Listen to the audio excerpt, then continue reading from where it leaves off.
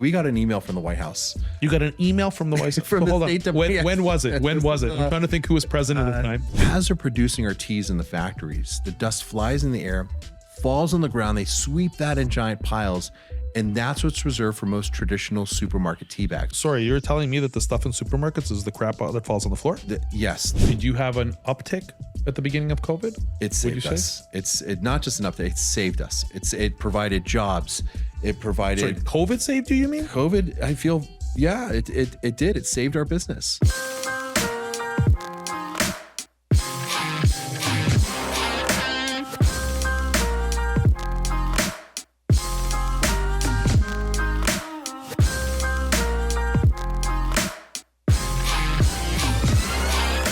Welcome back to Rise Podcast, Life Stories of Accomplished Individuals. Guys, thank you as always for joining me today. You guys don't even know how much I appreciate it. If you are watching this for the first time, I ask that you please subscribe, please hit the like button, comment, and get involved in the conversation. Today we have Steve Schwartz with us. Steve, how you doing? Amazing. Livy, I'm so grateful to be here. You know, you and I met recently, and I don't know what it is, but we just like hit it off. I felt like we only sat down for an hour. We were introduced by a mutual acquaintance of ours, a mutual friend of ours, and we just sat down, and it's as if we kind of knew each other for many years. Lost friends, right? Yeah. Just a kinship. Yeah. It's beautiful. I don't know if it's our heritage. I don't know if it's where we're at in our stages in our life or just philosophy. Maybe it's life philosophy. I don't know. We're all the above. You know, you're a fascinating guy. Because before I went to meet with you, I looked you up, as I do with everyone in today's, day of information, today's age of information, and I looked you up, and you are a tea blender. So to give everyone some context about who Steve is, Steve, 20 years ago, you founded a company called Art of Tea, which is a very renowned. Would you call it an e-commerce company? Would you call it what? How would you define Art of Tea?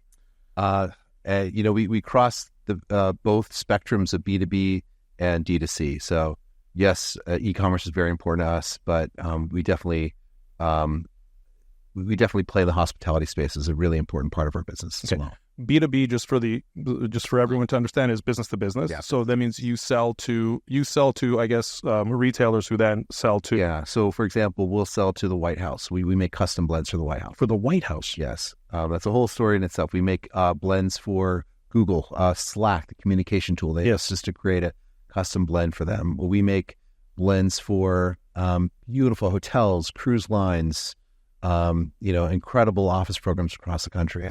Yeah. So people will come to you. So organizations will come to you and they will say, like, how do you do that? I'm really curious as to that process. Sorry, before we get into that, I want to, because I get excited with my guests. They tell me stuff, so I got to make a mental note to come back because I want to understand what a custom blend for a company is. Like if I'm Google. Like, what is that? But okay, we'll get to that.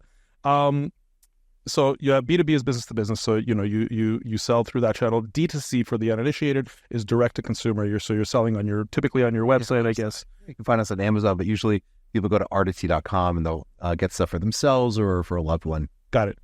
Now, you are a tea blender, which I didn't know was a thing, a tea blender. And it's funny because before we sat down, you had shipped some tea. Thank you. You had shipped some tea, and we have some tea right here, and we have some tea here on display.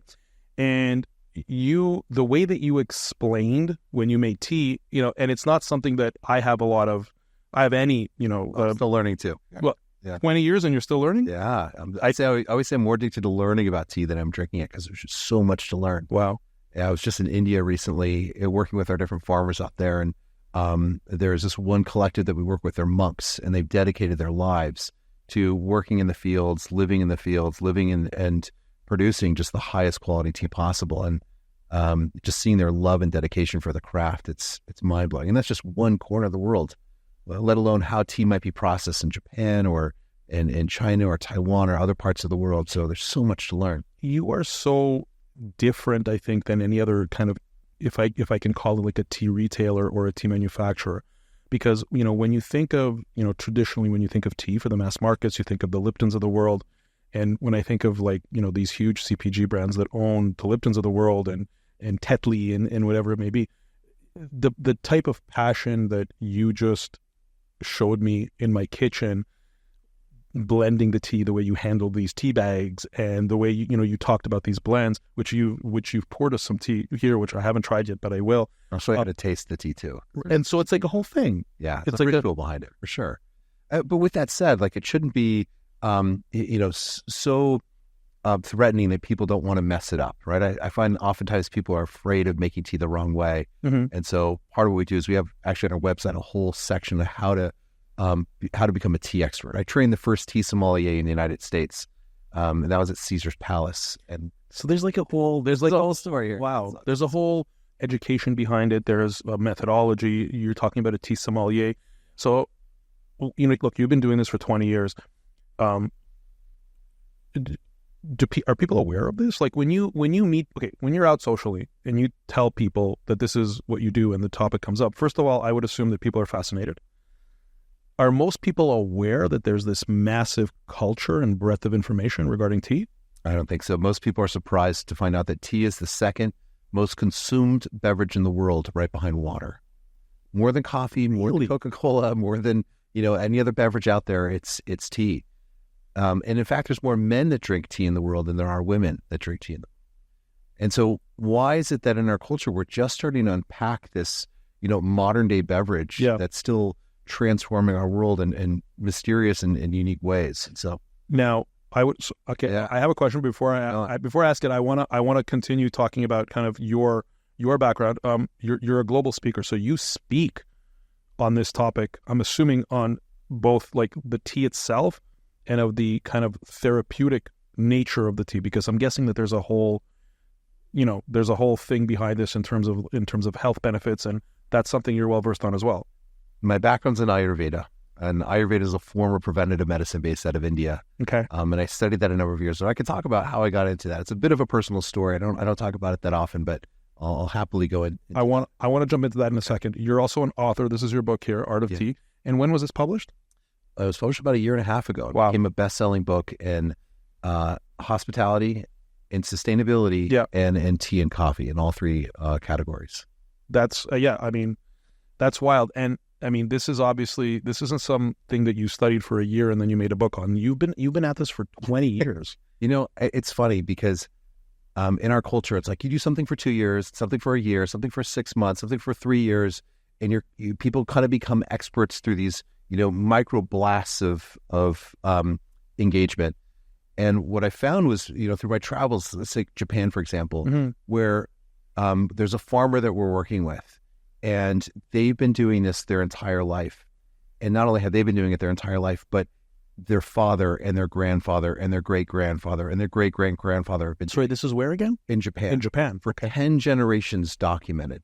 Wow. And so I'm blown away by that. Like, what is it? What's the legacy that we can leave behind for, maybe it's my kids or maybe it's the next generation that I can hopefully help influence long beyond my time on this planet, that can get them so dialed into their craft, without feeling like they need to fill the void of other things. Like, what is it something that we could potentially master in some capacity? What's amazing is that this is like, I've sat down with health experts and I've asked them what's the key to, the key elements of good health. And surprisingly, a gentleman by the name of Jason Walkup from Mind Body Green, I reference what he said. Yeah. Do you know Mind Body Green? Yeah. So Jason's a friend and he's been on the show, and I often reference what he told me because it was very surprising. And he said to me that the key to good health, the first thing that he said, I thought he was going to say diet, exercise, kind of the obvious things, drink lots of water. He said purpose. And what's interesting is that you're talking about 10 generations of tea makers. So this craft, to your point, was satisfying enough and purposeful enough for 10 generations of Japanese farmers to continue doing this. So there's a whole world when you tell me that, it shows me that there's like a whole world of benefit, of science, of spirituality tied into this practice. And you're smiling because I think I'm getting you're hitting it right. You're right on. But it's that metric that you just gave me that I'm really digging into. It's that 10 years, generation to generation, and this practice had enough purpose to fill the lives of 10 generations of human beings. Yeah. So that blows me away. And not only is it documented, but how they were developing the tea and the processes that they were using. the crops and the yields, and so that they could pass it on to their next generation. Wild. So, back in our back in Europe, like, our older generations, they're probably shoemakers or tailors or whatever it might have been, or butchers. Yeah. And they pass it on from generation to generation. It was just sort of baked in. That's what you do. And that legacy isn't passed on in the same capacity as it is today. And so what does it mean to be a craftsman? What does it mean to have that purpose? And it could be anything. It doesn't have to be one specific field, but I think leaning in and finding that inner voice and developing as much as possible. It's not that the passion creates the path. It's the path that creates the passion. So a lot of times I think people are looking for, well, if I'm not passionate about it, I got to get into it. By the way, there's times where I'm like, it's hard work. There's a lot of things that I do, as we all do. Listen, it's still a business that you built from the ground up yourself for 20 years. So, I mean, I've been in business for some time. I haven't had one single business for 20 years. So I commend you on that. That's not an easy thing to do. I mean, staying in business in one thing, especially as specific and as niche as what you do. Saying no to a lot of things, Gary. Saying no to a lot of things. Yeah. Which I've had a problem with. I'm constantly taking on. I'm shining new things. I love shining. And I have to be like, how does this impact my time? How does it impact my team's time? How is this going to impact my customers' lives in a better and unique way? And if the answer is no to those, then I have to move on. Before I jump into tea itself, because I really wanna take this on, because it's exciting for me, and it was one of the reasons I think I was excited when I met you. Besides just I feel we had a really good connection, a good spiritual connection. And you have 3 girls, and I have 3 boys. Shut up. Yes.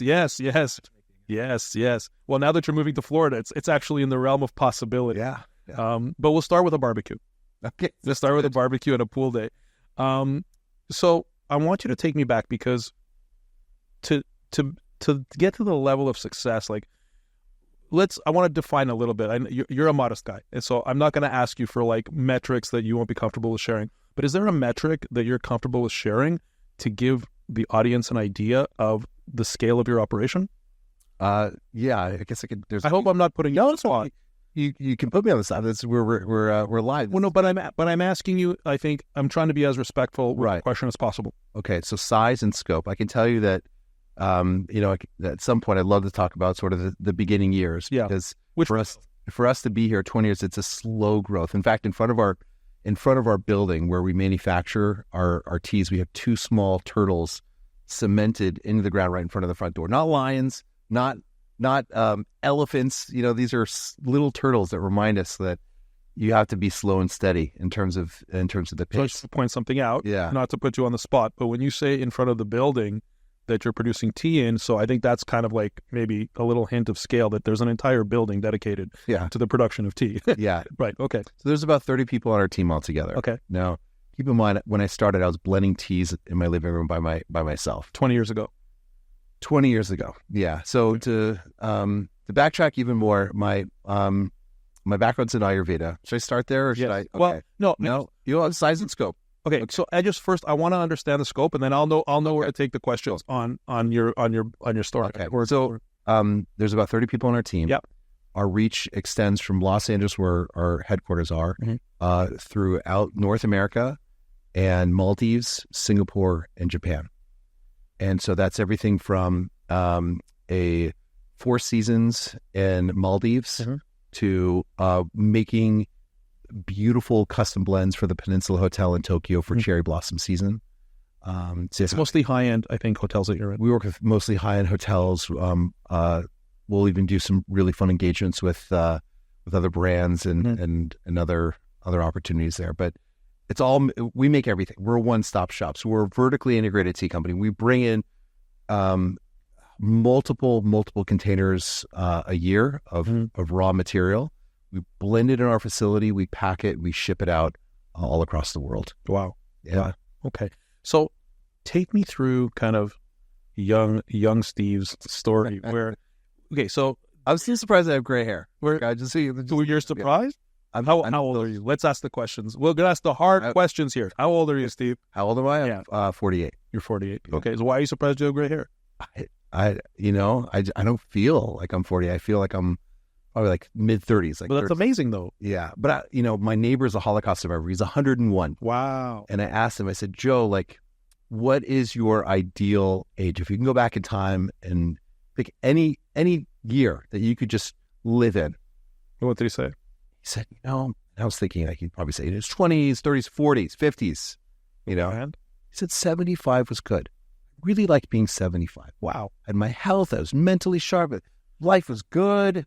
Things were moving. Had everything possible at 75, right? Most people think, at 75, you're kind of declining. No. For him, that is his ideal age. You touched upon it, so I'm going to dive into it. Yeah. A little bit. So on the topic of age, we're still going to get back to your origin story. But but on the topic of age, so I just turned 51. So I got a few years on you. I dye my beard. I think the last time you saw me was gray. You probably don't recall, but I dye my beard. Yeah. So hey, what do you use? So that's a good question. You know what? I'm deathly allergic to hair dye, like to the point where it'll actually natural. Thank you. Thank you. Yeah. Thank you. No, so I've tried using different chemical hair dyes, and they almost kill me. Like to the point where I've been in emergency rooms with an inflated head and skull, and it's so bad. And I do, like, you're supposed to do these little tests. So you put a little dab on the inside of your arm to give, like, for a spot test, because all of these, ones that I find, that a lot of them are like direct to consumer brands that I find through like ads on my Instagram. And they claim to be hypoallergenic and chemical free and PPD free. And I put you're the living test. They say do a spot test first. I do a test, and my whole arm blows up. No. And it's so painful. Anyway, so I found this. It's called Grizzly Mountain Hair, and it's this green powder. I'm going to show it to you afterwards. Okay. It's this green powder that smells like fresh cut grass. Oh, nice. And it's green. And you mix it in with, I now mix it in with coffee, because I called the manufacturer because the colors were coming out. Like was getting purple. I was getting all kinds of colors. And I mix it with coffee now. They told me to mix it with coffee, and I apply it. And then the thing is that it stays green for a couple of days. So I have to hibernate for a couple of days, and then it oxidizes and it turns into this brown color. Yeah.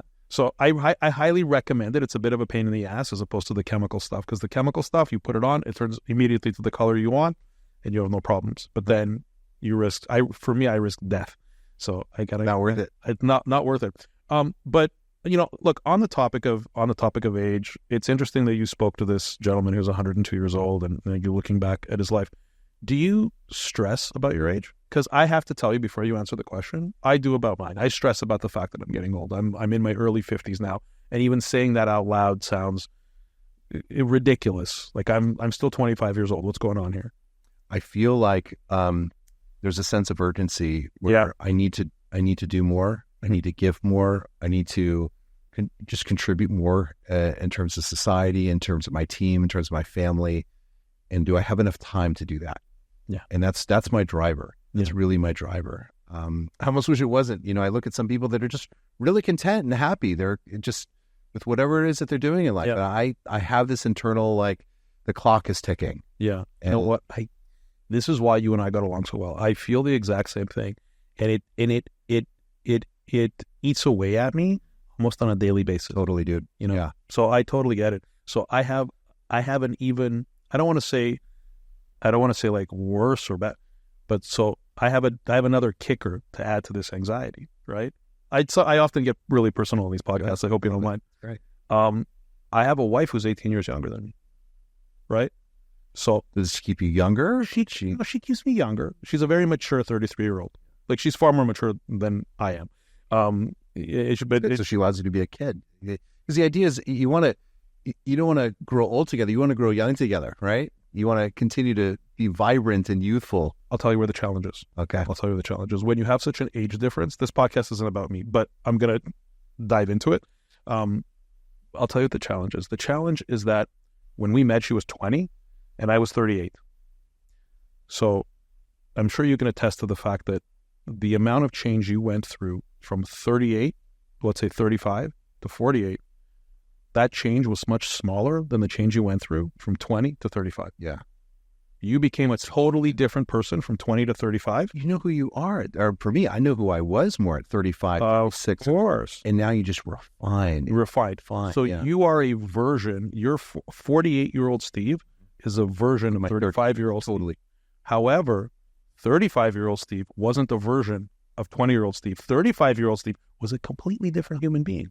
So my wife has me a different, like a mature version of the man she met. I have a completely different woman. Stability. I'm sure you offer that strength and that stability for her. I like to think so, but I love the new version of her more than I even loved the original version of her. Did you know where she was going as a person? I knew she was her trajectory. I knew she was very advanced at the age of 20, like very advanced, like just mentally, like she was great. I didn't know she would take it this far. I didn't know she would be. I mean, as you know, with her career, she's kind of all over the place. And she's there's one thing on camera. There's another thing. I'm sure she's congruent. She's holding back. Wow. So I often tell her, like, you have to stop holding back on camera because I want to see beyond the camera. Right? Well, I actually suggested and kind of almost like forced her podcast because I said that the visuals that you create and what you're doing is such a fraction of who you are. In order to showcase who you really are and the value that you can bring to the world, you have to get into long form conversations. And you realize that the essence of time more so than she does. Yes. You pushing her, she may not get it yet, right? But so she's getting it from you, but she's feeling it as much. She's getting it. Anyway, she's very advanced. I apologize. I don't mean for my I don't want to hijack this episode. I really want to hijack. Thank you. It's very kind of you. I want to understand kind of your early life, and I want to understand what drove you to this because when I say drove you to this, like got you to become an entrepreneur, were your parents entrepreneurs? So you were born in the United States. I was born in the United States. Your parents are Israeli? No, my wife's parents are Israeli. My parents are from Los Angeles. Well, my parents met in Los Angeles. They grew up in the Midwest. They met in Los Angeles. So I grew up in Southern California for the first part of my life. Very well-off family, very comfortable family until like 12, 13 years old. And then a nasty divorce. A very, very nasty divorce. And so we went from private school, live-in housekeeper, very well-off lifestyle to losing everything, moving in with my brother in Tucson, Arizona, where, I had no money, I had no food. I asked my dad, can you send me money? Like we were eating country crock and bread for months. And I said, can you send me, and I was 14 at this time, and my brother was 19. And he said, well, he said, where do you live? I said, well, we live in an apartment. We're sharing an apartment together. And he's like, well, is there a neighborhood next to your apartment? I said, yeah. So are there houses in the neighborhood? I said, yeah. He said, is there grass lawns? I said, yeah. I said, go knock on the doors and ask them if you can mow their lawns, wash their windows, clean their houses. And I'm like, but Dad, I don't know how to do that. And he hung up. And so Sorry, do you have a relationship with your dad? I do. I have a great relationship with my dad now. Okay. And I'm so grateful for whatever, we're so used to coddling our kids these days that there's a trial that we need to kind of, I'm not saying to that degree, but I agree. There's something about a pressure that you can put at home to safely allow them to deal with life, which can be really uncomfortable and really challenging. I found from the conversations I've had on this podcast and just from my life in general, that people who experienced hardships early in life, there is a direct relation to the amount of success they have later on. I say that often, and every time I sit down with somebody as accomplished as yourself, I find that continues to be this common denominator again. Can't help it. Every time you say accomplished, you don't think you are. It's so bizarre. That's part of your charm. Is it? It is. It's so funny. It is. Really... No, it is because, when the gentleman who introduced us, he spoke very highly of you. That's sweet. Yeah. The way that he spoke of you. And then I looked you up and I had a good idea. And sitting down with you, your humility, like just how humble you are, it made a lot of sense. And the hardships that you're describing to me in your early life. And you know what makes it harder, in my opinion? My story is a little different. Like, we were just always broke. Like, meaning I didn't have that, that kind of, that fall. And that makes it a lot harder. Like, to go from, as you mentioned, with like private schools and maybe hungrier again. It made you hungrier. But I'm having a hard time understanding, though, like the circumstances. And we don't have to dig into it too much, but it was the divorce that caused the financial downfall? Both parents weren't willing to contribute to my brother, myself, or my sister. So we were all on our own.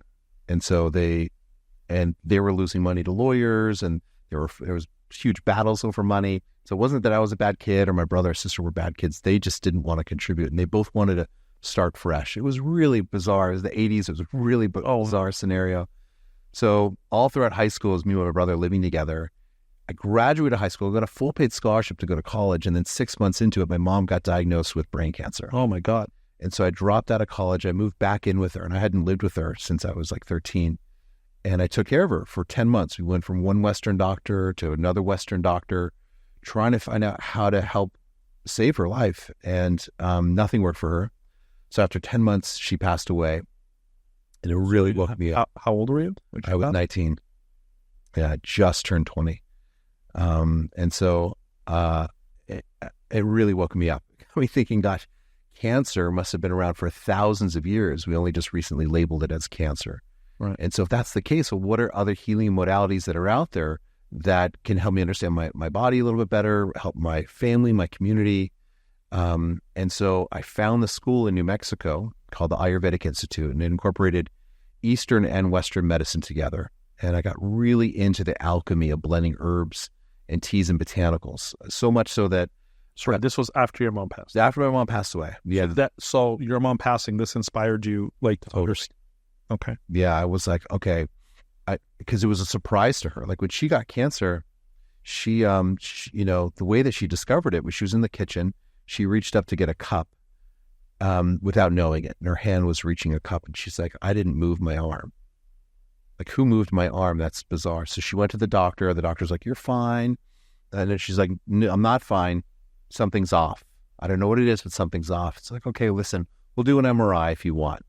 They did an MRI and found, glioblastoma, like brain cancer. And so I was like, gosh, I need to do a bit more self-discovery. And I've always leaned towards, I'd say, a balance of spirituality and curiosity. And so Ayurveda provided a lot of that information for me on like health and wellness. And then from there, I mean, I can dive deep into the whole wellness thing. But after that, I wanted to go to Israel. I spent about a year in Israel. I volunteered. I taught preventative medicine. I taught stress management. I worked with Ethiopian immigrant kids. So what Ayurveda, was it like, is it a degree? Is it a... Yeah, good question. So Ayurveda literally translates in Sanskrit. So Veda means science, and there's a whole list of Vedas out there. So, and then Ayur means life. So it's the science of life. Okay. And so what's alike on the outside in terms of heat and water and air and space and earth, all those things are alike on the inside too. So we have a certain amount of fire and drive. We have a certain amount of water in us, space and air. And so some of us have a little bit more of one, and some of us have a little bit more than others. And also depends on where we are in life, the stage. Are we a baby? Are we 85 years old? So we have a little bit more air, a little bit more earth. And then, of course, there's food combining. And are you living in Palm Springs where it's very dry? Are you living in beautiful Miami where it's very humid? Mm-hmm. And so all those play into the different elements as well. And depending on the type of ingredients that you're using inside your body, the relationships that you're in, what you're applying to your body on the outside, all those can impact also the different elements that Ayurveda is presenting. Tell me about the genesis of Art of Tea. How did you launch this, and what was the circumstances around you launching? Yeah. How old were you? So you were in your late 20s. Yeah, I was 28. I just got married. I was working in a treatment center for kids as a rabbi. I'm not an ordained rabbi, but I was working so I was on the rabbinical path. And you had plans to become a rabbi? I had plans to become a rabbi. Yeah, and then while I was in the process, I also was, deeply passionate about teas and herbs and botanicals, and was going back to origin after I finished studying and after my volunteer time in Israel, going to different parts of Asia and bringing stuff back. And I started blending in my living room, and I caught the attention of Wolfgang Puck and some of his head chefs. They're like, this is so cool. This was after Art of Tea had launched. No, this is the very beginning. So I was serving as a rabbinic leader, so to speak, at a treatment center for kids, part-time, while starting to blend in my living room and started to pass stuff out for friends and family based on stuff I was... Sorry, you weren't... I apologize for interrupting. Yeah. You weren't selling the tea. You were blending it for family. For family, friends. And yeah, just like I'm curious about... Because I started... Let me backtrack a little bit more. I started seeing patients after I finished studying, and I felt really weird charging people money for treatment. It's just something about like sitting down and charging hundreds of dollars. Granted, I'll pay someone gladly. There's amazing, brilliant wellness professionals out there. For my health and wellness, I would gladly pay. I just couldn't accept taking payment for someone's health and wellness with all this knowledge I had. And Dr. Law, the doctor that I studied with, told me that if you see someone slipping in the mud, you hand them a stick. You don't hand them your hand. Meaning the stick is the tool to help get them out of the mud. So what's my stick that I can help other people help their own health and wellness? And for me, blending teas and blending these different formulas was a way for other people to help their own wellness journey, whether it's just through creating a sense of ceremony in the morning or at night, or communing over, a great cup of tea where generationals come together from grandma to granddaughter, or whether it's just sitting and being mindful over a cup of tea at a certain point in the day. So I saw tea as a natural avenue, knowing its trajectory, what it could become 20 years later. So I saw where I saw where beer was going, and I saw where wine went, and I saw where coffee went, and I figured tea may very well have that same trajectory. So I decided to lean in on this, and I caught the attention of a chef, Wolfgang Puck, and his team, and then Caesar's Palace contacted me and said, "We heard about you. Can you train a tea sommelier? Is there such a thing?" And there was no such thing. I said, at least not in the United States. Let's actually train the first tea sommelier. So I spent a year and a half. They'd fly me out once a month for a year and a half, and I trained the first tea sommelier in the United States. And it really just sort of grew from there. So out of my living room, and my wife was like, "You have too many boxes in here. Like, either you move out or you move your boxes out." You met her. So either you move out or you move your boxes out. It's just something's got to shift. So I got a small space, hired a couple of people, started blending and packing more, and it really grew from there. And then now we moved in a bigger space and we've outgrown our current space, and we're opening up another location here in Miami. This is one of the main reasons why I'm here. Yes. It's been a really I'm so grateful. It's just been a really fun ride. So I mean, it's amazing. I guess, do you even drink coffee or no? I go to the dark side sometimes, right? I love a good cup. Do you consider, is it a negative thing in your opinion? No. I love a really well crafted, really, really good coffee. There's some really good coffee. I love Kenyans. I love Ethiopian coffees. Yeah. So, you talk about the health benefits connected with tea.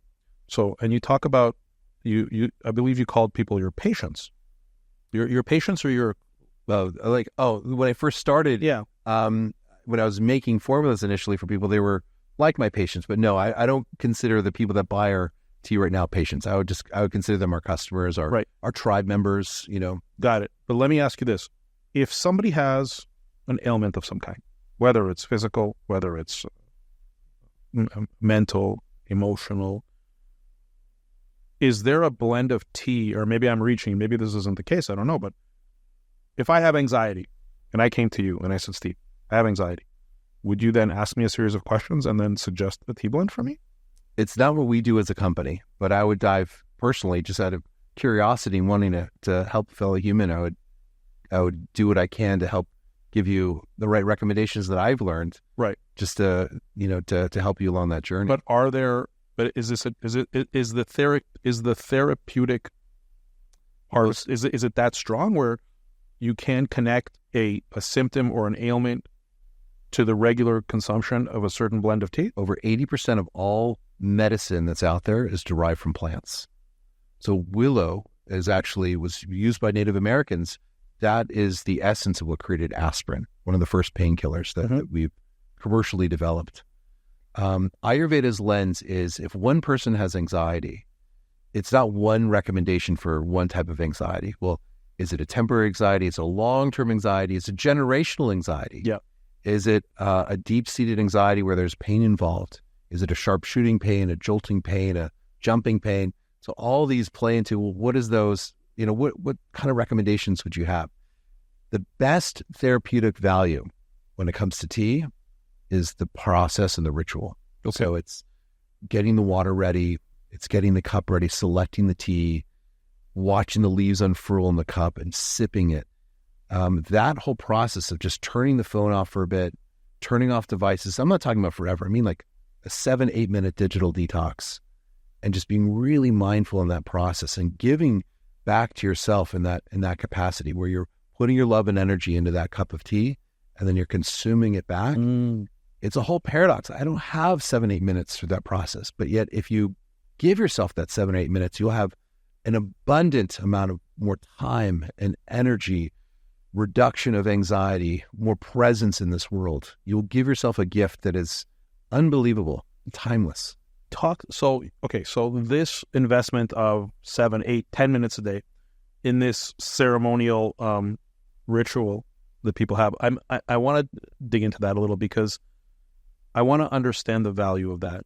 I understand the value of getting off a device for 10 minutes a day. What you talk about, this entire process, how does the benefit carry throughout a day, and how does it affect people, like as like in their life, like on the scale of one's life? Great question. So within tea, so all true tea comes from one evergreen shrub called Camellia sinensis. So that creates white tea, green tea, oolong tea, black tea, and all the other things like chamomile and stuff like that. That's a different category called tisane. So let's just talk about tea, for example. So tea, like green tea, is used in Zen monasteries throughout Japan as a tool for focus and for meditation.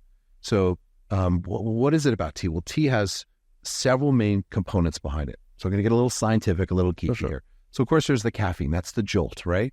Now, when we think of caffeine, sometimes we'll think of that double shot of espresso where you get wired with, jacked with all this energy. But oftentimes people crash on the caffeine because there's nothing in the coffee bean to combat the negative side effects of caffeine.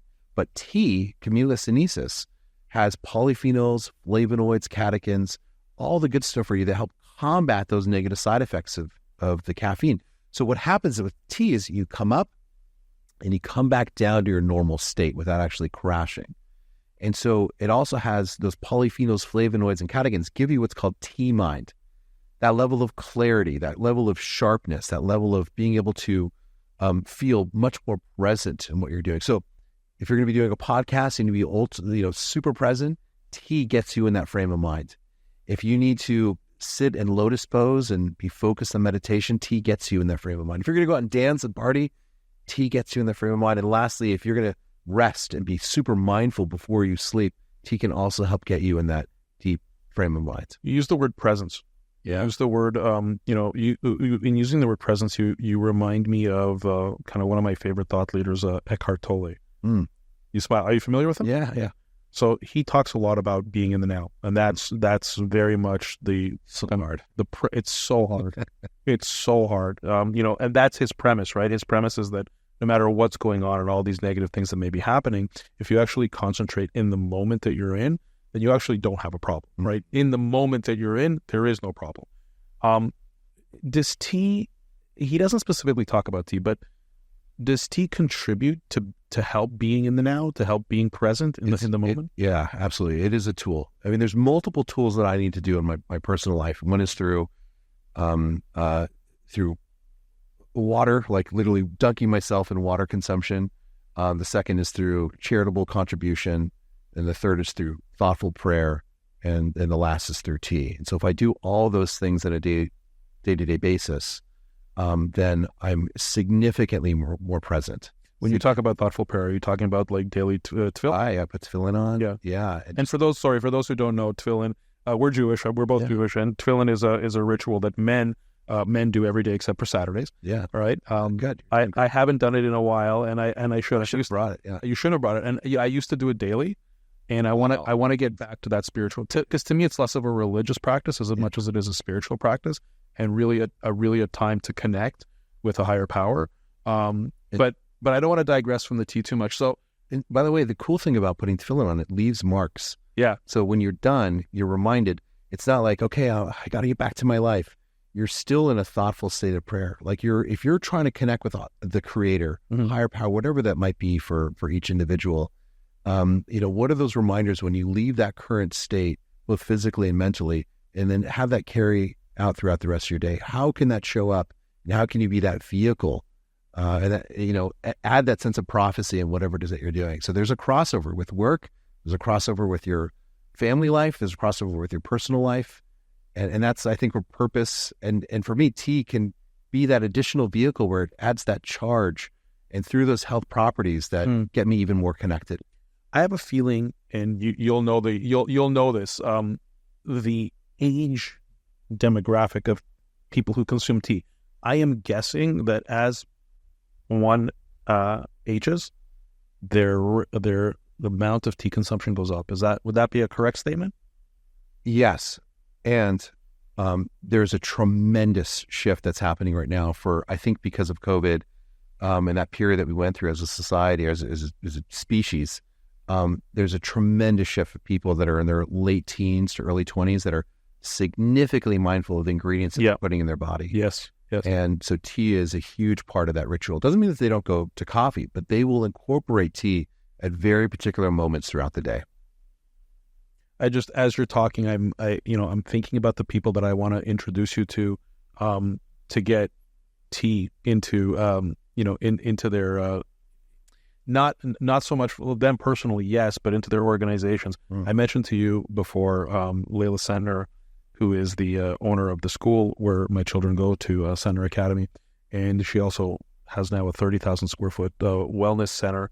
And I literally met with her before I said, wow. I got here an hour before you did because I came from the school and I had a meeting with her. She's asking me to help her out and consult her on a podcast that she wants to launch. That's awesome. Yeah, and she's very much to give you an idea, like at our kids' school, they have like a mindfulness wow, and they have a meditation time. They also have entrepreneur time where they're pitching in a Shark Tank environment to get investment, and then on the weekends they have their marketplace and run their business. So needed.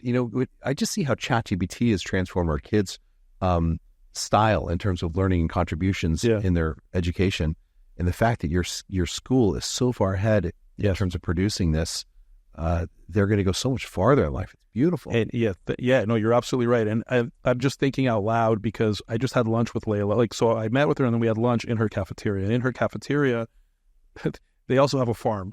Wow. This is why I'm connecting the dots as I speak with you. And then I remembered she was a guest, so that's why I'm kind of connecting all these dots. But so they have a farm where they grow their own produce. Amazing. They grow their own produce, and they'll only feed that to the kids. So when you go, all of the stuff that they have, it's all theirs. It's in Miami, or it's 10 minutes from where we're sitting. But I was just with her. Yeah, school's right here, and they also have. She was just showing me they have beef, and she goes this is from local farms that she just buys directly from the people who are raising this cattle. And that's all they feed the kids. And she goes, there's no seed oils. There's no this. She's very anti-parasites.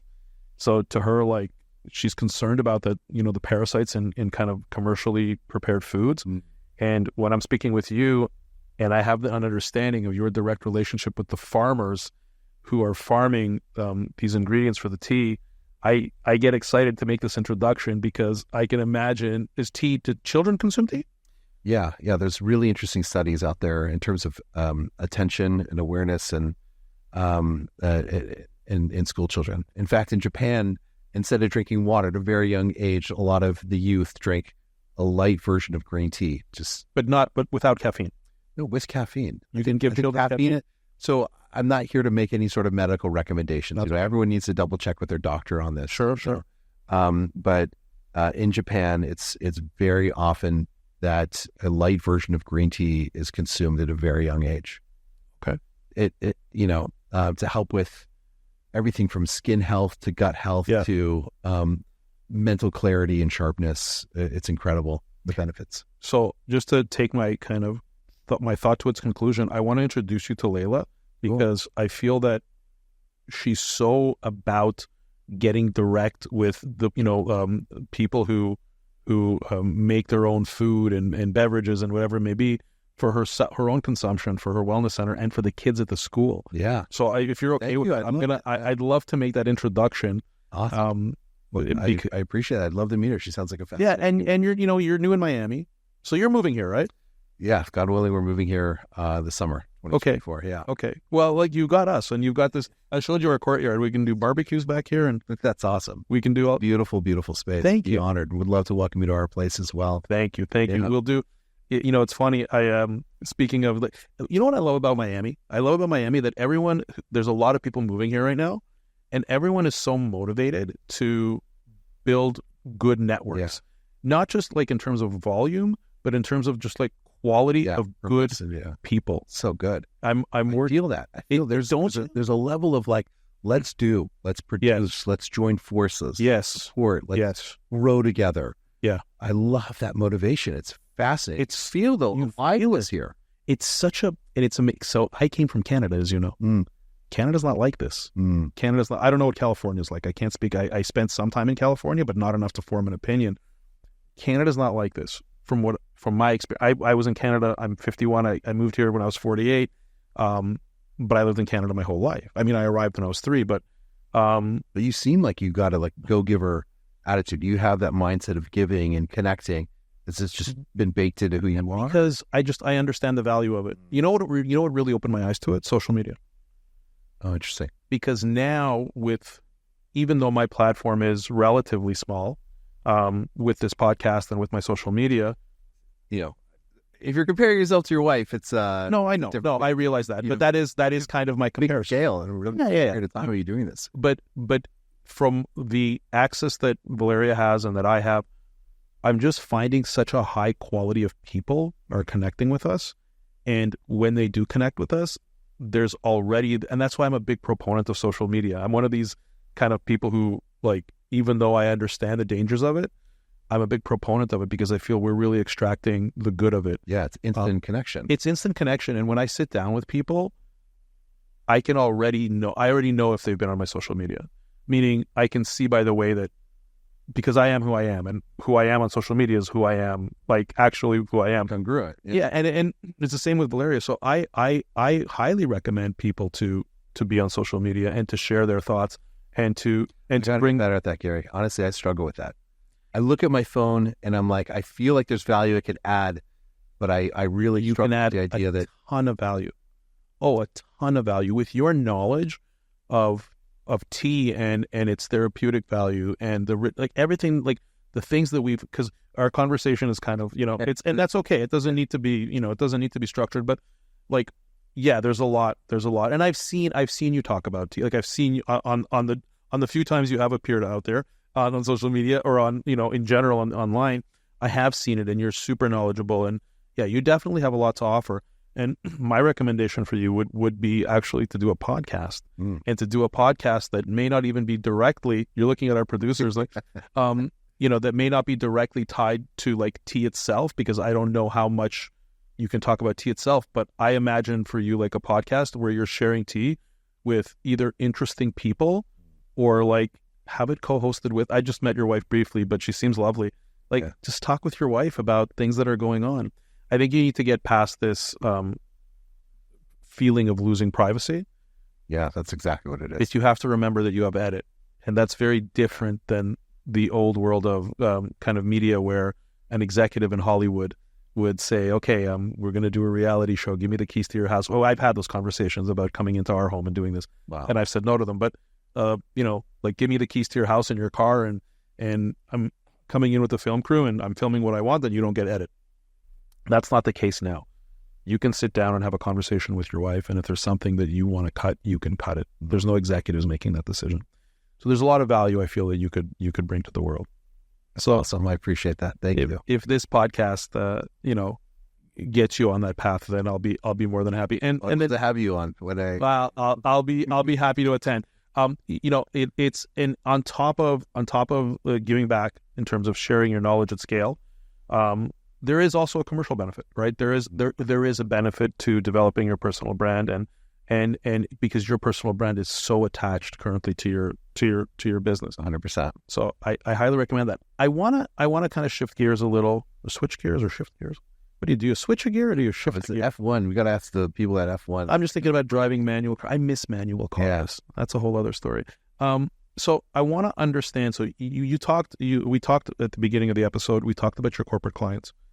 So first, I want to understand, how do you develop this line of business where you've got the likes of Google and who else did you mention? We do a custom blend for Slack, like the communication. Yes, I know. We use Slack. Yeah. Yeah. I use Slack. Okay. Yes. The White House. I mean, that was weird. Like, we got an email from the White House. You got an email from the White House. Hold on. When was it? When was it? I'm trying to think who was president at the time. This was 2 years ago. Okay, so Biden's sitting around. No, it was the First Lady. The First Lady's signature is on the back of our tin. They asked us. They said, we're hosting an event for the Americas. Everyone from Canada down to the tip of South America. All the major leaders, from presidents, prime ministers. Yeah. And we're hosting them, and we're looking for a gift that represents the United States. And we've identified your company as being the ideal gift to gift. It's wild. And so it was the book that I wrote, along with 3 teas that we created for the White House, that represent the United States. And that's wild. It was wild, dude, because I was like, this isn't real. And it was like, no, State Department, like, this is real. And so that was bizarre. You know what I always do when I get stuff like that? I mean, not that we get the White House emailing us, but I always take a look at the email address, what it comes from. Yeah. And if it's a Gmail account, I just assume it's spent. Right. Like, how many Nigerian princes have you been? Right. Exactly. But I mean, obviously it was from like a White House domain. It was like, here's the signature. Here's the White House logo. Go for it. And so that was bizarre. Was that the first kind of project like that, or you had already been? That was the first of that for any sort of government official. But we've done some really fun collabs. Like, there's a place out in LA that we work with called the Huntington Gardens, and we do. So mostly when people ask us to do a signature blend, we look at a full program. So in order for us to do it, the White House is a little bit different, but let's take the Huntington Gardens, which is a stunning place in Los Angeles. We do a couple custom blends where I'll go and I'll tour the facilities, I'll tour the gardens, and I'll look at the different botanicals that are grown both natively and imported, and I'll work with different botanicals, and I'll create a custom blend just for that property. Or like, I was just in New York, the Ritz-Carlton Nomad Hotel asked us to create a custom blend. And they're right next to a flower district.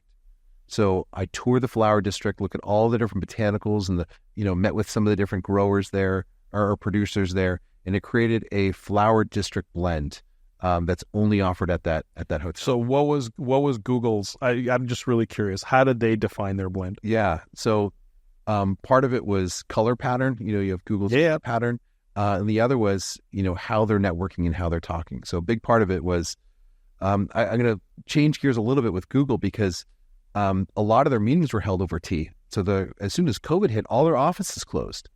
So like, what do we do? Tea has been such an important part of our world. How do we? You had tea shipped to the individuals. We had tea shipped to the individuals, and so this also added a separate layer of privacy. We needed to make sure that we were able to send to all these different high-level executives across the world, because with COVID, they weren't just stuck in Silicon Valley. They were, off in Puerto Rico, and they were in England, and they were in all these other places far stretched throughout the world. So we had to keep privacy under high restriction as well. And so why does a corporation like Google want to have a blend? Is it a company culture thing?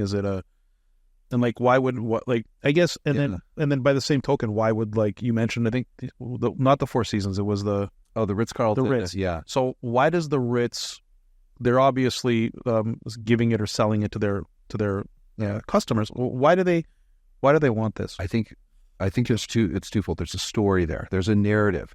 It's something that, regardless of age and gender, religion, demographics, it's an affordable luxury. You might not be able to spend $400 a night at a hotel or $1,000 a night at Ritz-Carlton, but you can spend $7 to $12 on a nice pot of tea. Right. And there's something about that. Or even if, you are staying in your guest at the hotel, something that's unique just for that property that you can have and be able to take back with you or share with a loved one, or, want to remember your experience at that hotel. We did this for a property in Singapore as well. The GM said, here's a bottle of our shampoo. Can you make a tea that smells like a bottle of shampoo? So, no one wants to drink shampoo, right? But, of course not. Creating a blend with those high notes and low notes. And so I have this weird, I don't have many talents, but one thing that I do is I have a, I remember, I don't have, what do you call photographic memory, but I have a memory of scent that I can blend something and I know certain fragrances and how they blend together. So think about it like music notes. So if you look at a piano, like I believe your son has a piano, right? So he does, yeah. If he's going to hit one key, it's going to have one sound. But if he plays different keys at different times, it's going to sound either beautiful or disastrous. And so in the same way, you have different flavor notes and aromatic notes that if combined in the right ratio, they can release certain fragrances. When on its own, one might smell like socks or onions. Wow. But combined with another one, it might get notes of mango or chocolate or passion fruit. So it's about combining these different ingredients together to unlock that essence as much as possible. That's wild. I mean, my mind is racing with the possibilities of creating these custom blends. Fun. I mean, it's fun, but I mean, I'm also thinking about it from a business perspective. Yeah. Your audience, dude, like Valeria's audience, like just, yeah. Well, Valeria's audience is one thing. I mean, creating a custom blend so now I have a much better, because when you and I first started talking about what we can do with Valeria, and you talked to me about creating this, a custom blend, I didn't understand it the way I understand it now. But to take certain aspects of Valeria's life and to collaborate with her to get the scent right and the taste right and kind of that whole package that tea offers, that's really interesting. But even beyond an individual, like a blend for an individual, like Valeria or other influencers or creators. We did an influencer Try Guys. I don't know if you're familiar with Try Guys. They have like 6 million. I saw the video. Oh, you did? Well, I saw the video where he was like saying, I'm opening up a business. Yeah. It's like this whole thing. And I saw you in that video. That did well, but we knew that it had like a 3-month spike and then it was going to sort of taper off. We knew that there was sort of this, and it did really well. But we had the facilities to do it. And we had the team and the equipment and the sourcing to be able to pack and label and ship. So we were able to execute.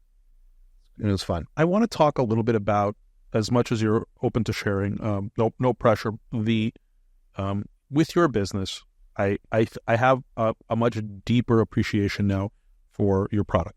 Thanks. Yeah, no, in terms of the thoughtfulness that goes into it, the education that you have that spans multiple decades, to be able to create this product. So I didn't know that before, but you have to.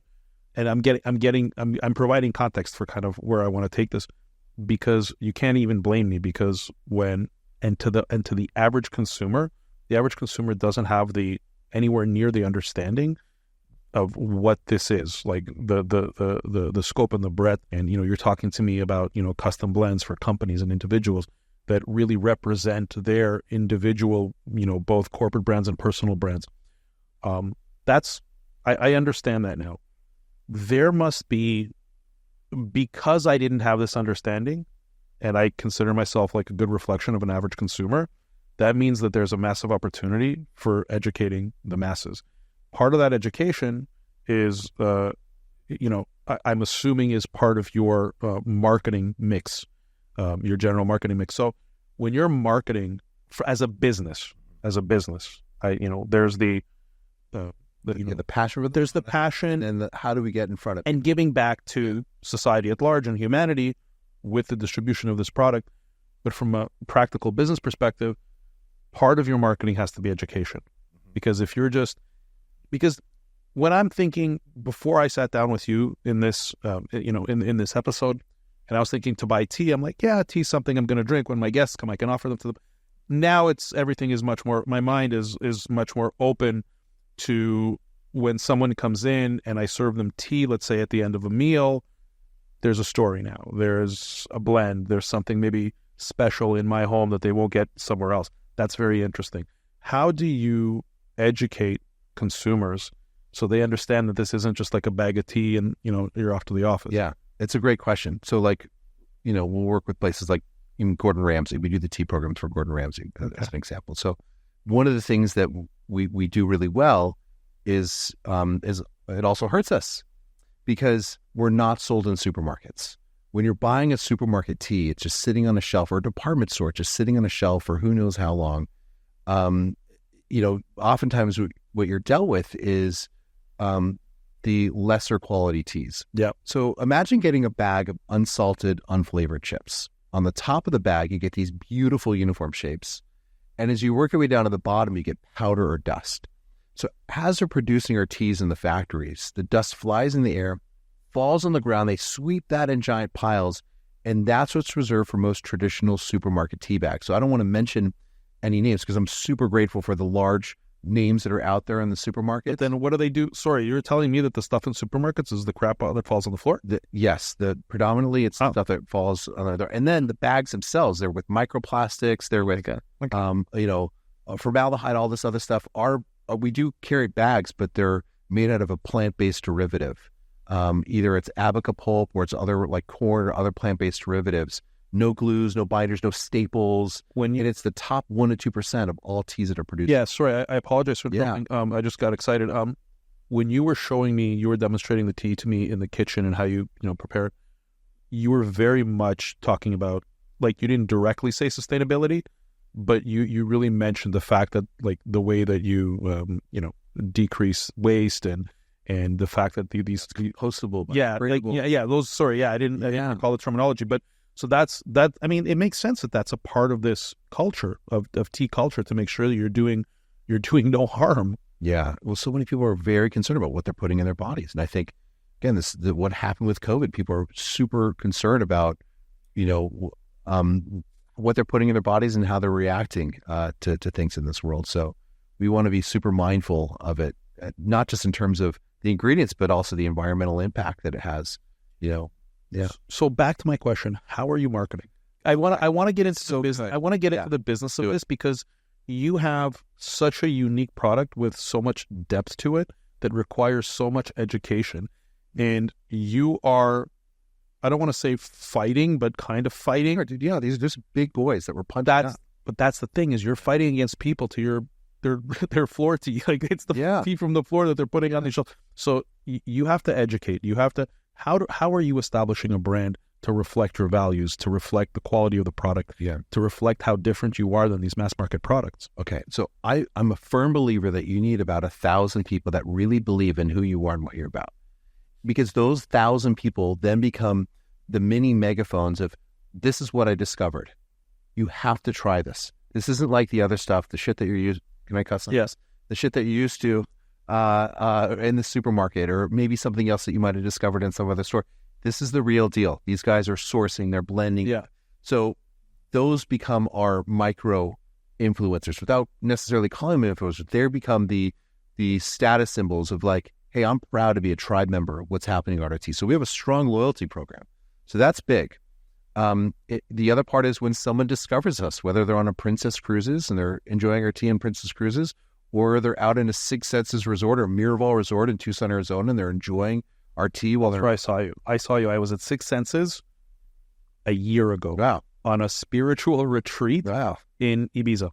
That's awesome. So wherever you might have, I would have loved to join you on that. Yeah. That sounds amazing. So wherever they might have discovered us, like, that's a big part of it. And we know that this becomes a part of a ritualistic part of people's lives. Once you get to experience a high quality tea like what we offer at Art of Tea, that then we have to do a really good job of servicing and taking great care of them. And as long as we take great care of them, we have this established relationship, then we're going to continue to win. And so we see our lifetime value of our customer on the wholesale side and the retail side lasting for an indefinite amount of time. So we have a lot of pride in our relationship, as long as we're taking good care of people. Mm-hmm. And we fuck up sometimes, whether we, like, Black Friday for us was really big. And so rather than getting stuff out in 3 to 5 days, and people are used to Amazon where stuff gets delivered. It took us an extra week to get stuff out because we're blending and we're packing and we're doing all this stuff, by hand. So it took a lot longer for us. This is another reason why we're here in Miami, to help establish a second location for us to be able to help support the growth that we're experiencing. So you're here in Miami for logistics reasons and you know what? You can say it. Go ahead. I think I know what it is. Dude, people are. It's an incredible dynamic energy that you find in Miami. It is. Yeah. People have a lot of impressions of what Miami or what Florida is when they're on the West Coast. Oh, closed-minded. Oh, not diverse. Oh, the guns, the this. Yeah. All the gators everywhere. I don't get attacked by an alligator while I'm there. I've had people say that to me. I don't want to get. I wrestled an alligator this morning. No, I'm kidding. I'm kidding. I was talking. No, it's funny. No, because I had a call today, and one of the. I'll just really tell you the story really quickly. I had one of the gentlemen is in Israel. The other gentleman on the Zoom call was in South Africa, and then we're in Miami. And then he's joking around. He goes, "So, have you wrestled any gators lately?" I go, "Yeah, just this morning. It's part of my workout. They're out around my house. I come up to one in the morning. I kick him, and then I have a fight with him. And he's listening to this, and he didn't, because the way I said it was with such conviction. I was very serious about it, and he's listening, and I'm like, yeah. I go, do you do the same thing with lions over there in South Africa? And then he understood I was kidding. And then, anyway, sorry, but let's continue. Yes, about Florida. Yeah, no, look, Florida is, it really is going through a renaissance right now. And it feels like where LA was maybe 20 years ago. Right. LA, the food scene 20 years ago. And I love LA. I grew up in LA. Yeah. But Miami's on fire. And I think it's going to keep growing. Yeah. I mean, really going to keep. I hope so. I hope so. I mean, for us, when we were in Canada and we got to kind of this plateau in terms of our business, which is our business is, Blair's social media. And we just said, we have to be somewhere that is more dynamic and that there's more opportunities. And Canada's it's just not a place for this industry. It's not a place for any kind of entertainment industry or any kind of media. It's just very small. It's very limited. And we said, we have to move to the States. And when we're considering, it's either LA, New York, or Miami. And we just said Miami, because I don't know, it's just Miami. It's just got a vibe. And I didn't know what we were getting into from a positive perspective. I didn't know all the cool people that are here and this culture. I still don't know. I know very few people here so far. You're a good reflection of all the cool people. Oh, thank you. And I'm not a native, right? I mean, I've been here less than 3 years. But you're gonna hang out with us. And we'd love to have you guys over for watch dinner. Our pleasure. It's our pleasure. Again, with us, we're just very fortunate to get access to so many cool people because of social media. And I always like to bring in new people that I meet and be like, I'll have, and you and I are doing this right after this. We're doing sauna and cold plunge. Which you're very brave because you don't do cold plunge. And I'm a maniac when it comes to it. You'll be okay. Don't worry about it. But you'll carry me out of the tub. You're a big dude. So. No, I've got the paramedics on speed dial. Good. We're good. No, good. We're good. Just don't stay in for a long time. Okay. Just, try 15 seconds. 15 seconds. Okay. I can do 15. I'll do 5 minutes. Right. Oh, wow. But you do 15 seconds. Oh, come on. No, but you don't have to feel bad. You know what I sometimes do? But I sometimes just to mess with people. So what I'll do is I'll get a newbie like yourself, and he'll come with his speedo. He'll come he'll come with his wife, and because I do it almost on a daily basis, I'll go in and it doesn't faze me. Right? 40 degrees doesn't faze me. I'm cool. And I'll be in there for 5 minutes, and I'll get out, and as I'm in there, I talk normal. I can talk because I just do it all the time, right? And so, am I going to fit in that thing? I'm a big dude. You are. You know what? You are a big dude. You are. What are you, 6'3"? 6'4". 6'4". God bless you. You're literally the tallest. Fit it. The world's not made for me. No. I don't sit in airplanes very well. Where to find shoes? You just got to find bigger planes. You got to find bigger shoes. The world's. You know what? You are the tallest Jewish man I've ever met. Yeah.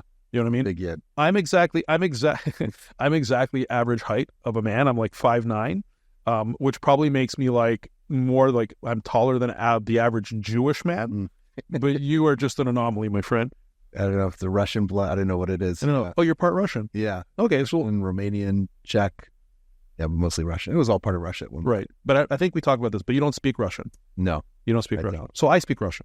Cool. Yeah, I do. I speak Russian. I was born in Ukraine at a time when it was Soviet Union, when there wasn't, like, nobody spoke Ukrainian. Have you been? I was in Ukraine 6 years ago. I was there maybe around that same time, and then I was there once before when I was in my mid-30s, and I was doing like a roots trip.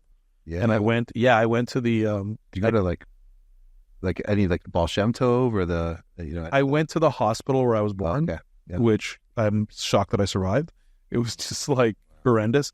And then I went to the first home that I lived in for the first couple of years of my life. And did you document this? Your kids need to see this. I didn't document. I have a picture in the courtyard, so it's really funny. I was walking around, and it was like poor, but not like America poor. It was like Trade. So you have goats. I have wheat. Yes, it was like very like. I don't want to offend anybody. It was like very like Boratish, you know, yeah. but like in apartments. But the apartments were like 150 square feet or 200 square feet, and the bathrooms were outside. Yeah, how grateful do you feel? Oh, right? Yeah, very grateful. And going there, it's funny because I'm walking through this courtyard, which honestly, it looked like it may as well have been in the heart of Chernobyl. Like, it just looked horrendous. And this was in Kiev, which is not too far from Chernobyl. And I'm walking around and I see this like group of women, you know, older women, and they start barking at me. What are you doing here? Because I look odd, right? I'm a Westerner walking around like they're literally wearing like... You understand them? Of course. Wow. They're speaking Russian. They're older. Right? The way that it works in any former Soviet state is that the older the person is, the better their Russian is, because the younger people are already born after 1992. And after 92, the more time went by, the less of the Russian influence there was. And so they started speaking their native tongue. I was in Azerbaijan, same thing. They were speaking their native, like the young people spoke their native language. The old folks were speaking Russian. Wow. And so I connected with the older people because I spoke Russian, because that's the time I was born. Anyway, so I'm walking in the courtyard, and these women start barking at me because, again, I'm a Westerner. I'm walking around, and they're like, "What are you doing here? What's your business here?" Like, you know, in Russian, they're barking at me. And I said, "I'm sorry. I don't mean any harm. I was born here, and I lived the first few years of my life here." And they looked at me, and they said, "You look just like your grandfather." And I'm like, I go, "There's no way." And then they told me the name of my grandfather, the name of my grandmother, the name of my father, and the name of my mother, because we all lived in one room. Not an apartment. We lived in one room, you know? And I was just like, I was blown away. But they didn't like me. They still didn't like me. Were they not Jewish? They were not Jewish. There's no Jewish people left. Because all the Jews were told in the 70s, you can leave now. It was Iron Curtain. Nobody was allowed in or out except Jews. Wow. Jews were like, you can go. And so there was a resentment because I got out and I come back as a Westerner. There's a tremendous amount of Jews in Ukraine still. And in Russia. They're nowhere near what it was in the 70s. Most left. Most went to Israel, and then from Israel to either Canada or the United States. Right. Yeah. But we're digressing. But I think you know what it is with you and I? You and I can have so many conversations outside of this podcast, and we will. What value can I add to your tribe that's watching this? I mean, listen, you already have. I think having this, you've really opened our eyes to your craft, to your trade. You know, I'd love to learn more about the business and understand, like, you have done in the world of e-commerce, D2C. I mean, 20 years ago, I'm guessing you had a website, even 20 years ago. I built it. I took a Dreamweaver class. Okay. And what happened was I had a waiter call me because my cell phone at the time was customer service, sales, accounts payable, accounts receivable. I was everything. You're everything. Yeah. So a waiter called me at 10 o'clock at night and is this Art of Tea? I'm like, yeah. He said, yeah, I have a customer here that's looking for your website. Can I, where can I direct them? I said, and this is like Thursday night. I said, tell them to go to artoftea.com on Monday. And so you had the domain. I did not have the domain. It was $1,500. I had to figure out how to, and I had no investors. Sure. I had no cash. Like, I was living in my mother-in-law's house, blending in our living room. Your wife has been with you through this whole... Yeah, she's super. I mean, listen, I had a name is Lital. Lital, yeah. So I had a great offer, a 6-figure offer for a job to continue on the rabbinical path, or I could do this crazy, stupid thing and start a tea company. And she said, you know what? Like, we just recently got married. Let's just try it. You can always go back to the rabbinical path. And so I decided, let me do the crazy thing and start a tea company. And so I took $1,500. That was my credit limit on my Discover card. and I bought the domain artoftea.com. And then I took a Dreamweaver class and I built this really wonky site and then moved 20 years ago, sorry, there was no Wix or Shopify. No way. No, they had OS Commerce. And so I hired someone in India to help with that, and then and then Magento. Mm-hmm. And then we moved to Shopify. We were supposed to open our Shopify summer of 2020, but COVID hit in March of 2020, right? Or March or April of 2020. Yes.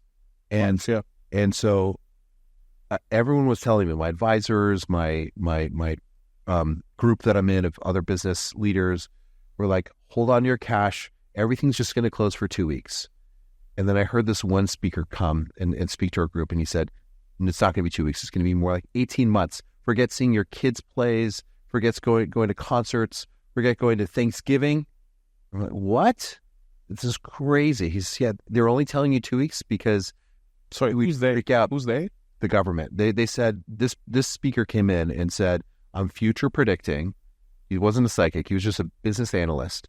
Not just, but he was a business analyst. I'm telling you that it's going to be closed for much longer than 2 weeks. And so I leaned in on that. I'm like, yeah, it does make sense what he's saying.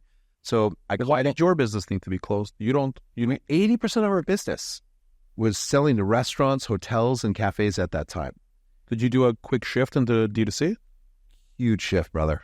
Huge shift. So we were supposed to open up our Shopify channel or move from Magento to Shopify July or August that year. And we were running very lean cash-wise. And all my advisors are telling me, except for this one dude, hold on to your cash. Don't spend anything right now, and we're going to get over this. I did the exact opposite. Whenever the world stops, I tend to run forward. Mm-hmm. And so I was running forward with much gusto. I said, no, the world's stopping. Let's invest in the website. Let's fast track this. Let's get this new website up and live. And that's what we did. And thank God we did, because our whole business model shifted from B2B or hospitality to direct to consumer. People were at home. They wanted to, check out our tea. And that's where, we met Valeria and Hannah. When you say you met her, meaning you discovered her online. She discovered, I think someone on her team was like, Valeria, she's an influencer. She loves tea. And someone on my marketing team was like, oh my gosh, I love her. I follow her. We should work with her. Mm-hmm. And so we ended up working with her. And that was awesome. It was great. So did you have an uptick at the beginning of COVID? It saved us. It's not just an uptick. It saved us. It provided jobs. It provided... COVID saved you, you mean? COVID, I feel, yeah, it did. It saved our business. I think what COVID did, I think you saved your business. I think what happened is the circumstances forced you to develop new expertise. Thank you.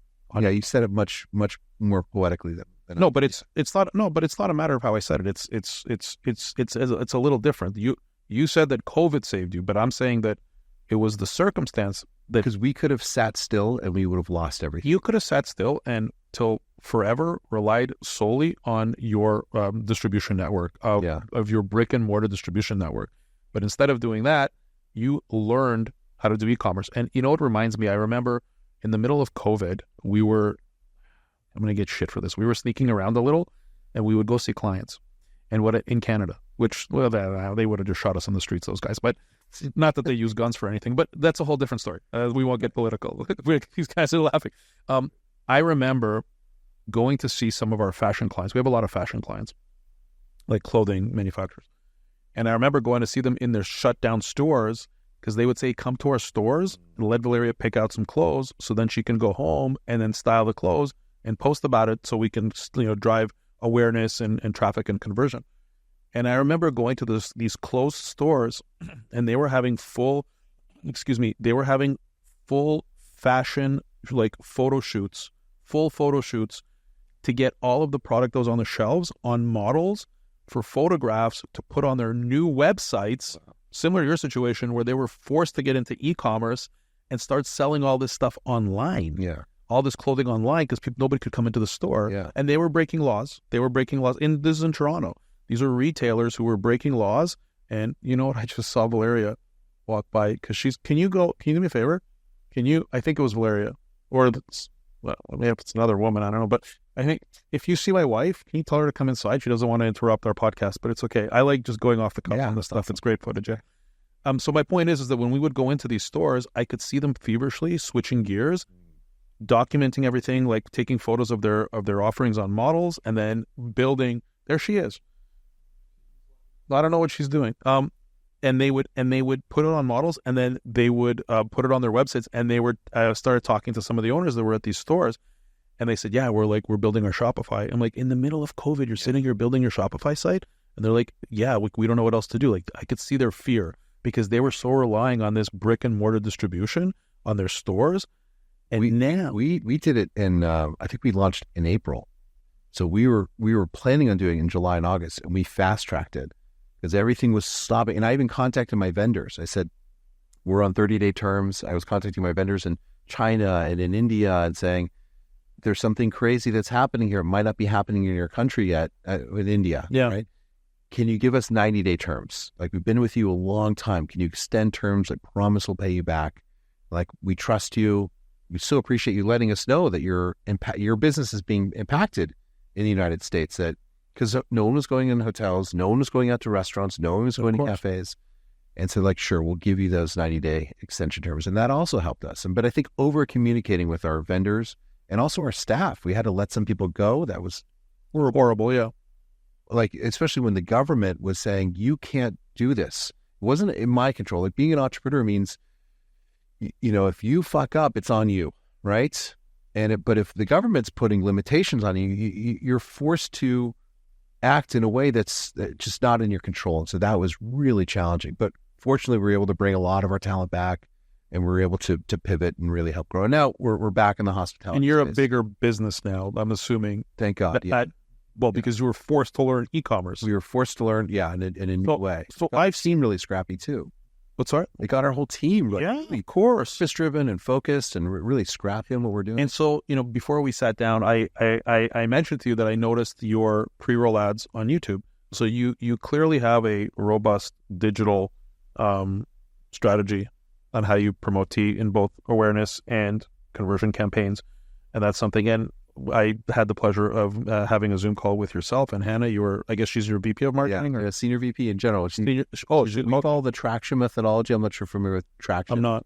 Gino Wickman wrote an incredible book called Traction. Any business that's running, especially where there's two people that are running it, you have a visionary, someone who thinks big, and this is where I want to go. I want to get to Miami. How am I going to get there? I know we got to get there. I just feel it. And the integrator, someone that's like, well, that's where you want to go? Okay, well, let me map out how we're going to get there and who are the roles and the responsibilities that we need to be able to get it done. And, both can consult on each other's lanes, but they have to stay really clear and what their roles are. So we follow that methodology, and she's wonderful. Yeah, that's wonderful. So you're actively acquiring customers and funneling them into your witness. Yeah, it's a soft ask, right? Like, it's more brand awareness, because it has to be brand awareness. Yeah. You know what? There's a big shift that I'm witnessing now, and maybe it was always there, and it's just like me specifically from my vantage point.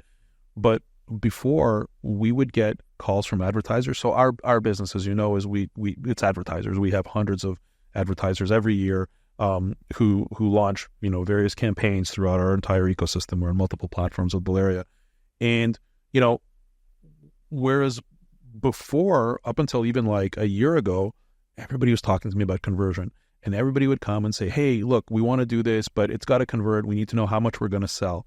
And I would always tell them, great, you have to go somewhere else, because this isn't necessarily for you. Like, you can't expect to do conversion without building brand. Yeah. And now what I'm finding, and I was actually really pleasantly surprised, because when we got on the call with you, and I always like to ask right away, like, what are your goals? Like, what are you trying to accomplish? If we're considering working with, any brand, what are you trying to get to?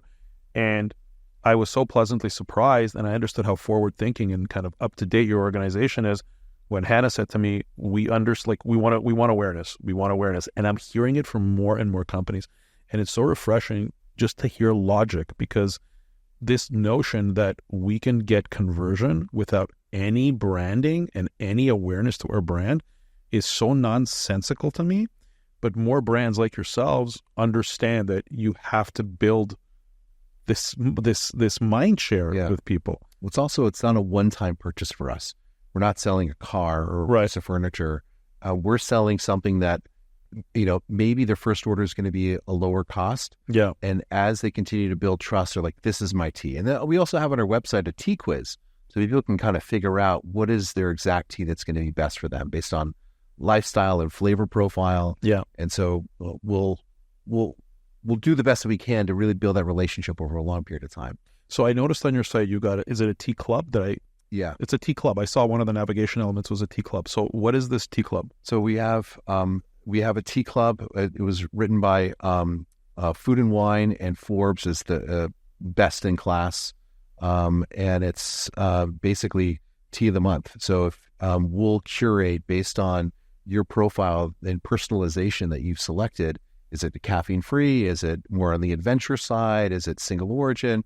We'll bake out these different models. And if you're like, I don't really know, I know that Valeria really loves tea. I just want to get her this 3-month or 6-month or 12-month package. So we'll help design that with you based on the prompts that you fill out. Sorry, you can't possibly be creating custom blends per individual. No, based on profile. You put them into into the products. That makes a lot. Yeah, that makes sense.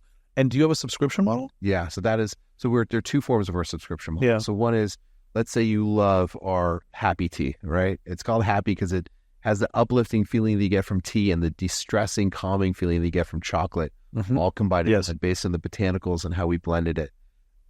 So if you love that and you want to get it on a bi-weekly basis or monthly basis, then we have that version of subscription. And the other, which is that tea club, which is geared more towards, like I was mentioning earlier, the Forbes and Food and Wine's, best select.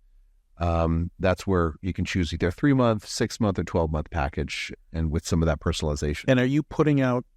Because I started following your Instagram for Art of Tea, but are you putting out educational content about tea on a regular basis? Our team is. I need to get better at it. We have a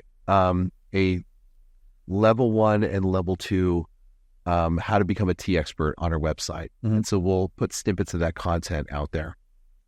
We have a fun video coming out on Friday. That's why I'm smiling, because it's debunking some of the things around microplastics and our bags versus what's happening with some of the supermarket brands that are out there. There's this kind of notion in media going around that every brand has to become a media company. Have you heard that? Phrase? Yeah, Ryan Dice. He's from Digital Marketer. Is that who said it? I don't know. Yeah, I've heard him say it. I don't know if he's the one that coined it or not. But that's really what true. What do you think of that? I think getting to consumers is becoming harder with traditional forms of media. Acquiring mindshare of a consumer through just ads, essentially, is getting more and more difficult. Conversion rates are plummeting in any forms of traditional media. You have to have a human connection.